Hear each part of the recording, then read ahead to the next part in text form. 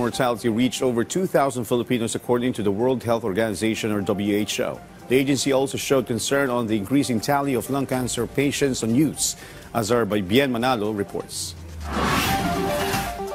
Tricycle driver Arnel Pungyan was just 16 years old when he started smoking. He admits that he smoked every day as if it had become like a vitamin for him. He apparently spends almost 400 pesos every day just for smoking, which he said was enough to buy food for his family's dinner. But in 2023, he experienced severe coughing and difficulty breathing, which caused him to stop smoking. He was afraid that it could lead to lung cancer.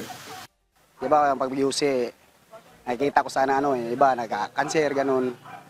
Yun po kaya tinigil ko po. Isa pong dahilan, dahil pamahala-pahala ng UC, tapos parang inisip ko rin na sayang na rin yung panggastos ko, ko lang sa mga anak ko. Ang bili ko na lang pagkain, ganun po. Malaking bagay din na huminto ako sa pag-UC. According to the latest report of the Global Cancer Observatory of the WHO, more than 20,000 Filipinos have died due to lung cancer. WHO is also concerned because it's affecting the younger generation. Lung cancer is the leading type of cancer that causes death in Filipinos. In 2022, more than 23,000 new cases of lung cancer were recorded in the Philippines, or 12.6%, and most of those affected are men, which reach more than 16,000, or 20% of the total cases.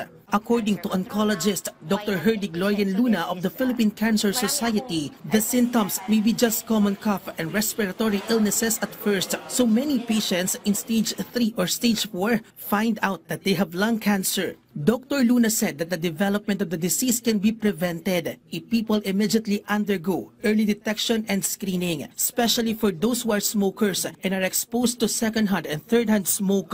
It's harder to detect kasi regular cough, colds, it takes a while to detect yung bukol inside. So you need additional testing like scans. And we need to prioritize prevention because risk factors are all around us. Smoking or first-hand smoking is the main cause of lung cancer. There is also what is called second-hand smoke and third-hand smoke, where cigarette and vape smoke is inhaled, also including air pollution, which is usually smoke from vehicles and factories. Risk factors for lung cancer also include family history and age, and long-term exposure to toxic chemicals in workplaces. Thus, companies and establishments are encouraged to have an early screening program. She said the response to the disease must be a multi-sectoral approach, which means that schools, communities, local governments, and even the media must work together in providing the right information to prevent lung cancer.